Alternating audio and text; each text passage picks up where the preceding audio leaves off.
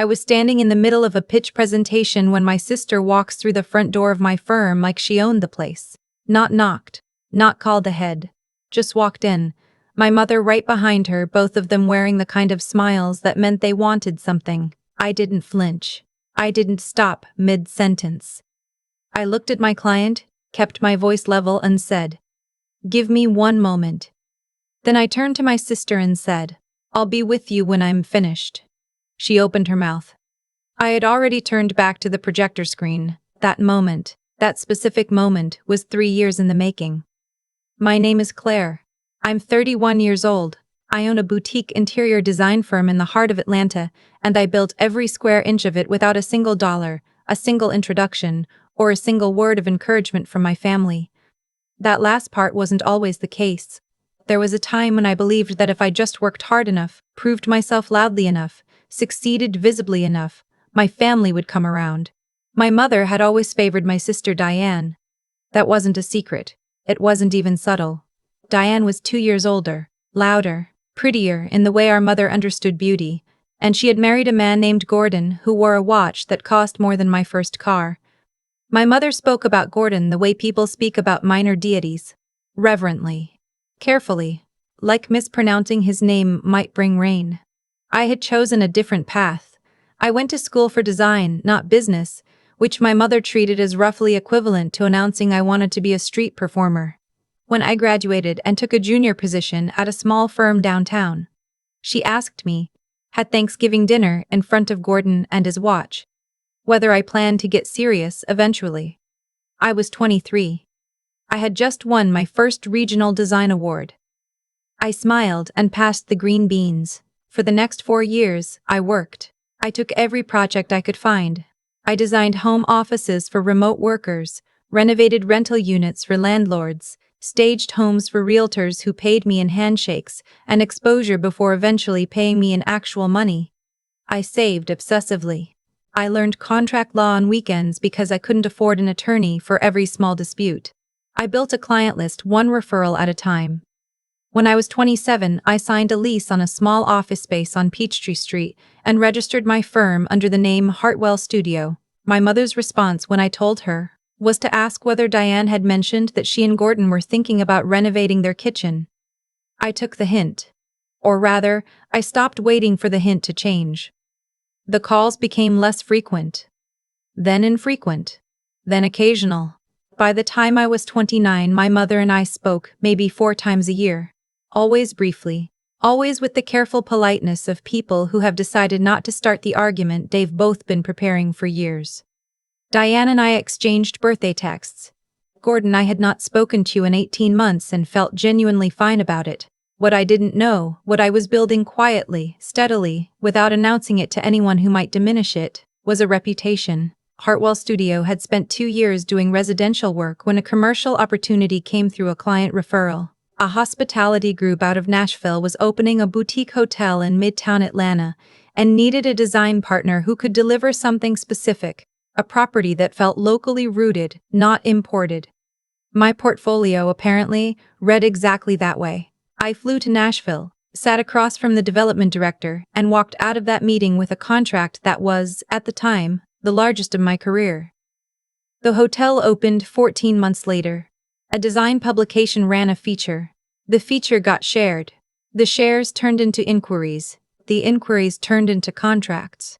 Within 8 months of that hotel opening, I had hired 3 full-time staff, moved into a larger office, and quietly begun to understand that the version of success I had been working toward was no longer theoretical. I didn't call my mother to tell her.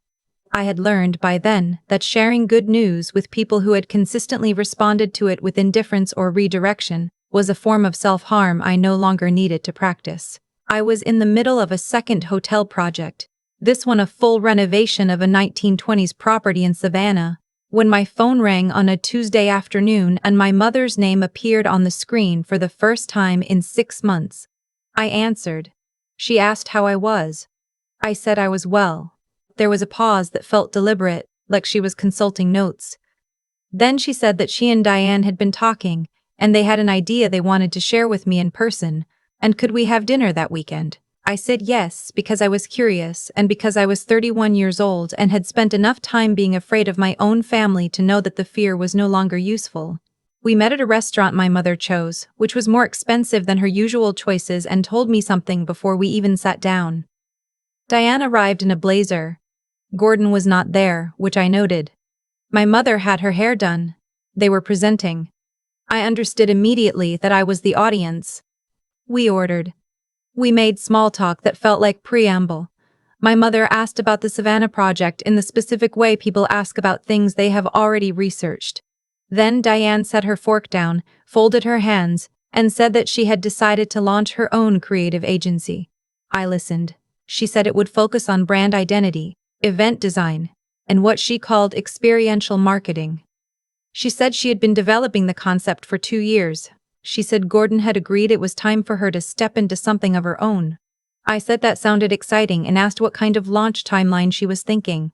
And that was when my mother looked at me with the expression I remembered from childhood, the one that meant she was about to reframe something in a way that required my cooperation, and said that they were hoping I might consider bringing Diane in as a creative partner at Hartwell Studio. I put my water glass down. Not as an employee, my mother clarified. As a partner. A co-owner. They had been thinking, she said, that my firm had the infrastructure and the client base, and Diane had the vision and the energy, and together we could build something really significant. A family business. The way it should have been from the beginning. I looked at my sister. Diane looked back at me with an expression I can only describe as expectant. Not apologetic. Not uncertain. Expectant. The way people look when they believe they are offering you something. I asked what stake they were proposing. My mother said they thought 50% was fair. I want to be precise about what I felt in that moment, because it was not rage, and it was not hurt, and it was not hurt, and it was not surprise. It was a kind of clear, cold recognition.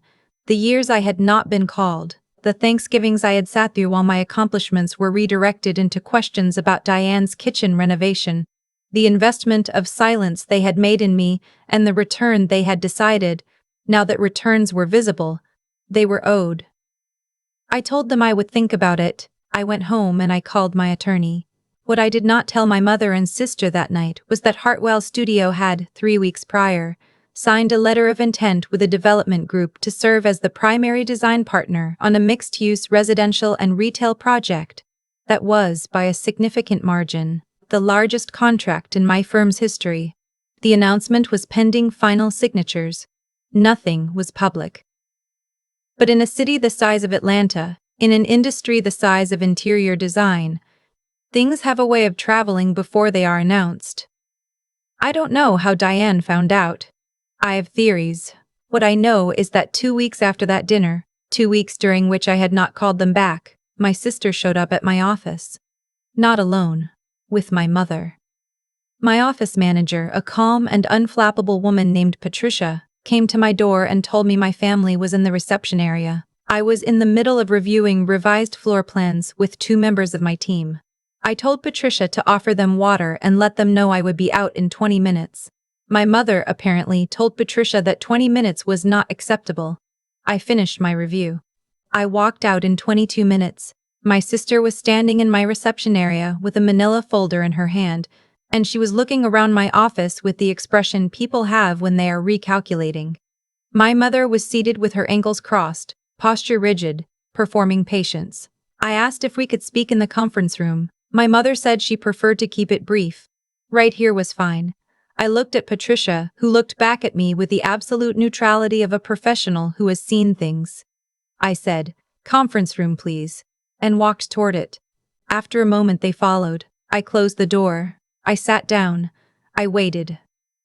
Diane placed the manila folder on the table and slid it toward me. Inside was a document, several pages, clearly not prepared by an attorney I would have respected, but prepared by someone, outlining a proposed partnership structure.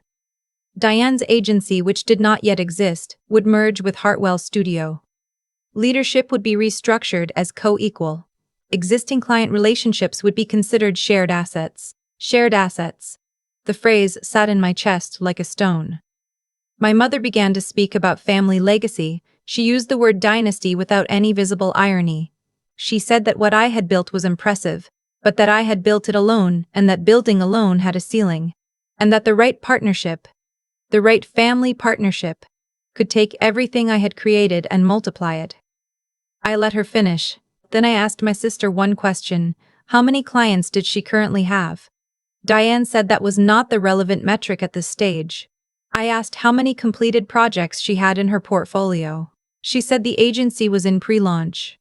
I asked what specific skills or resources she was bringing to this proposed partnership that Hartwell Studio did not already have or could not hire for a fraction of the equity being requested. My mother's voice shifted into the register I remembered from being 14 and in trouble. She said I was being deliberately difficult. She said this was a family conversation, not a deposition. She said that I had always had a tendency to make things harder than they needed to be. I looked at her. I thought about Thanksgiving. I thought about green beans. I thought about every phone call that had not come during the years I was building something in a small office with secondhand furniture and a client list. I had grown one handshake at a time. I said, clearly and without any particular heat, that Hartwell Studio was not taking on equity partners at this time. That I wished Diane every success with her agency as an independent venture, and that I was happy to provide a referral if there was a specific contractor or vendor relationship that would be helpful for her launch. My mother stood up. She said, and I want to be precise here too, that I had always been jealous of Diane. That my success had made me cold, that I had forgotten where I came from and who had sacrificed for me, and that I would regret this. I opened the conference room door. I said, I'll walk you out. What happened over the following 6 weeks was something I had not anticipated, not because I was naive about my family's capacity for retaliation, but because I had underestimated the infrastructure they were willing to build around it. Diane, it turned out, had a friend. The friend ran a small but reasonably well-connected lifestyle blog that covered Atlanta's design and hospitality scene. Within 10 days of the conference room meeting, that blog published a piece, framed as an industry insider perspective, that raised questions about Hartwell Studio's sourcing practices. The piece implied, without stating directly, that some of my supplier relationships involved preferential pricing arrangements that may not have been disclosed to clients. It was not true. Not a word of it was true. But it was written carefully enough to avoid being definitively false, and it was shared enough times to reach the inboxes of 2 people I was actively in contract negotiations with. I found out about the piece on a Thursday morning when one of my contractors texted me a link with 3 question marks. I read it once. Then I called my attorney. Then I called Patricia into my office and told her to pull every supplier contract, every client disclosure document, and every email thread related to sourcing from the past 3 years and compile them into a single organized file. Patricia, who had been with me for 4 years and had the institutional memory of a federal archivist, had the file on my desk by noon. Then I called the 2 clients whose contracts were pending and asked if I could meet with them in person that week. Both said yes. I brought the documentation. I walked them through our sourcing process, our disclosure policy, our supplier relationships, and the specific claims in the piece line by line. One of them said, before I had finished, that they had already dismissed it. The other asked 2 careful questions, heard my answers, and said they wanted to proceed. Both contracts were signed within the month. What I did next was something I had not originally planned to do but decided on reflection was necessary. I called a friend of mine, someone I had known since graduate school who had gone into media law, and I asked her to draft a letter. The letter was addressed to the blog, to its owner, and to the person who had provided the quotes that formed the basis of the sourcing claims. The letter identified each false implication, cited the specific documentation that contradicted it, and requested a retraction within 14 days. It also noted, in the measured language that makes such letters effective, that we were preserving all relevant communications and records in connection with potential defamation claims. The retraction was published in 11 days. The blog post was taken down. Diane's friend, I later learned from someone who ran in overlapping circles, had not been told the claims were fabricated. She had been told they were things people were saying. She was, by most accounts, mortified. Diane and my mother did not call me. I did not call them. The mixed-use project contract was signed on a Friday afternoon in October. I took my team to dinner, We ordered too much food and stayed too long, and it was one of the best evenings I can remember. My mother called the following Tuesday. She did not mention the blog post. She did not mention the letter.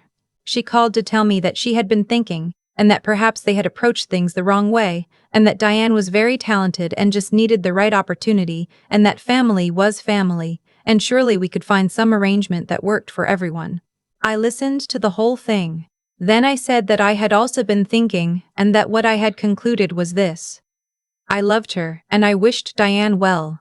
And I was not interested in any business arrangement that involved either of them, now or in the future. I said this was not a decision made in anger. I said it was a decision made with clarity, after a great deal of consideration, and that it was final. My mother asked if I understood what I was throwing away. I said I understood exactly what I was protecting. She hung up. That was 7 months ago. I have not heard from my sister since.